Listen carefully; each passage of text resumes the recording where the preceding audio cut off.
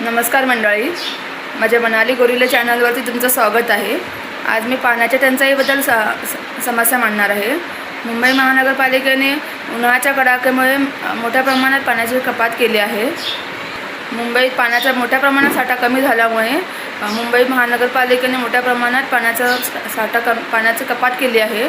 त्यामुळे मुंबईकरांना खूप मोठ्या समस्यांना तोंड द्यावे लागत आहे। पाणी नसेल तर काय करणार? पाणी नसेल तर जीवन अपुरे आहे। गाईज, आमच्याकडे 2 महिने झाले पाण्याचा एक थेंब तुम्ही बघू शकता। आजही पाणी आम्हाला विकतच घ्यावं लागणार आहे। काय करायचं? थेंबही आलेला नाही आहे। आम्हाला सतत पाणी विकत घ्यावं लागतं। दर 2 दिवसाआड पाण्याचा टँकर मागवावा लागतो। बघा गाईज, आजही पाण्याचा टँकर इथे मागवलेला आहे आम्ही। आजही आम्ही पाणी विकत घेतलेलं आहे। पाणी विकत घेऊन पाणी भरतोय। 250 रुपयाचं पाणी किती पुरणार आम्हाला? बघा गाईज, आता सुद्धा आम्ही टाकतो। टँकरवाल्याने पण पाण्याचे भाव इतके वाढवून ठेवलेत की 500 लिटरला 500 रुपये, 1000 लिटरला 1000 रुपये, म्हणजे लिटरप्रमाणे रक्कम वाढवलेली आहे।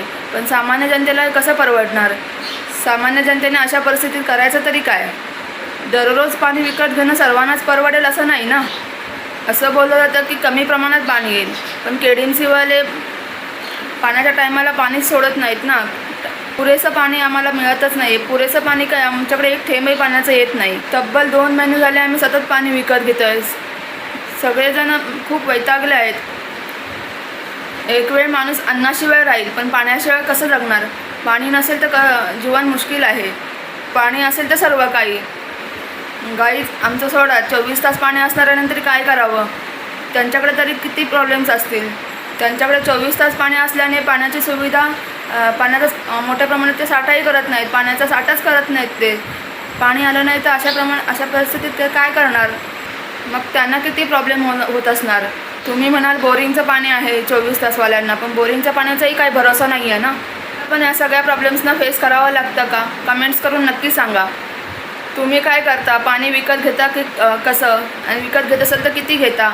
दररोज घेता का? आम्ही या प्रॉब्लेमचं सोल्युशन म्हणून महिला मंडळ KDMC महानगरपालिकेत ठाकुर्ले येथे गेलो होतो। ऐरे गावामध्ये आपलं नवीन टाकी बांधायचं काम चालू आहे, बरोबर आहे। जुनी टाकी आपण तोडली, नवीन टाकी बांधून पण पूर्ण झालेली आहे। आता काय झालंय, आता ज्या एरियांमध्ये पाण्याच्या लाईन नाही आहे किंवा कमी आहेत तिथे लाईन टाकायचं पण कामं चालू आहेत आपली, बरोबर आहे। ही योजना दुसरी आहे, अमृत योजना, पण त्यांच्याकडून ती कामं सुरू आहेत। ती कामं सुरू, आता काय होतंय, ही लाईन लहान आहे खूप बरं, आणि त्याच्यावरती दुनियाभरचे, म्हणजे तिथे एरिया, आता मला सांगायची गरज नाही, तुम्ही स्वतः तिथे राहता, त्यामुळे तुम्हाला माहितीवरती। कारण तिथे तुमचं नेटवर्कच नाही ना आता सध्याच्या घरी। जे आहे ते नेटवर्क अपुरं आहे त्या लाईनच्या हिशोबाने किंवा तिथल्या त्या संख्येच्या हिशोबाने, आणि तेच करायला आपण अपग्रेड करतो। तुमचं हे सगळं म्हणणं मला बरोबर आहे। पण मला सांगा, स्मशानभूमीच्या खाली पाणी नाही आहे आणि स्मशानभूमीच्या वर 24 तास पाणी का?